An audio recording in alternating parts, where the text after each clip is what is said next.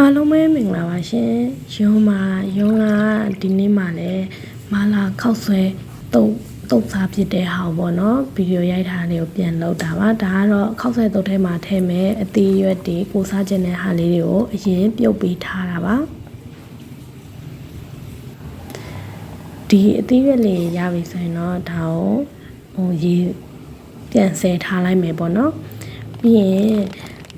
အိမ်မှာကြက်ကြော်လုံးလေးလည်းတွေ့လို့ပေါ့နော်ကြက်ကြော်လုံးလေးလည်းပြုတ်ထားမယ်ဒီကတော့တယောက်တည်းဆို9လုံးပဲတုံလိုက်ပါမယ်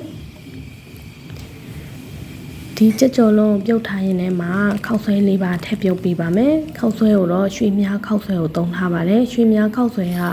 နည်းနည်းလေးပို့ပြီးတော့နူးညံ့တယ်လို့ခံစားလို့ပေါ့နော်ရွှေမြားခောက်ဆွဲကိုပါတစ်ခါရဲပြုတ်ပေးထားလိုက်ပါတယ်ခောက်ဆွဲပြုတ်နေတော့မှဆွမ်းနာတော့အသီးရွက်တွေကိုပေါ့နော်အဲ့ဒါတွေကိုအရာသာသွင်းမယ်ဒီမှုတွေအသီးရွက်တွေနောက်ကြက်ကြောလုံးတွေတစ်ခါရပေါ့နော်ရောသမားမှွေမယ်အရာသာသွင်းမယ်ပေါ့ဒါကတော့သုံးနေကြဒီဆွဲစုံရအရည်လေးပေါ့နော်အဲ့ဒီအရည်လေးကိုထည့်မယ်အရည်လေးကိုနည်းနည်းထည့်မယ်ပြီးရင်ငရုတ်ကောင်းမှုထည့်မယ်ငုတ်ကောင်မကတော့ဘယ်နေရာမှာသုံးကြိုက်တော့ခါကျထည့်ပြတယ်ပြီးရင်ချက်သားမုံထည့်အမလက်လွန်သွားတယ်ချက်သားမုံထည့်မယ်ပြီးရင်တော့ဒါတော့မာလာကင်မှုန့်နေပါဒီမာလာကင်မှုန့်လေးထည့်တော့ပို့ပြီးတော့မှုန့်လေးနဲ့ဆက်လုပ်အောင်တော့ပေါ့ဒီမဲ့လေမာလာကင်မှုန့်လေးလက်လွန်သွားပါတယ်ဒါတော့ဟိုဘက်နေ့ကချက်ပြထားတဲ့စီချက်လေးနဲ့စီချက်လေးကိုနည်းနည်းထည့်ပြီးတော့တုတ်တာပါ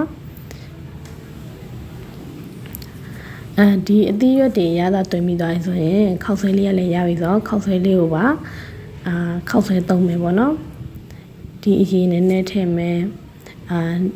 ပြီးရင်ငရုတ်ကောင်မုန့်ထည့်မယ်ပြီးရင်ကြက်သားမုန့်ထည့်လိုက်တော့လည်းအမေလက်လွန်သွားပါတယ်အဲ့နဲ့ဘာလို့မြန်တော့ဒီနောက်ထပ်တစ်ခါထပ်ထည့်မိသွားလဲမသိဘူးကြက်သားမုန့်နေလည်းလောက်အများကြီးတာအဲ့မာလာမုန့်မှာထပ်ထည့်ရော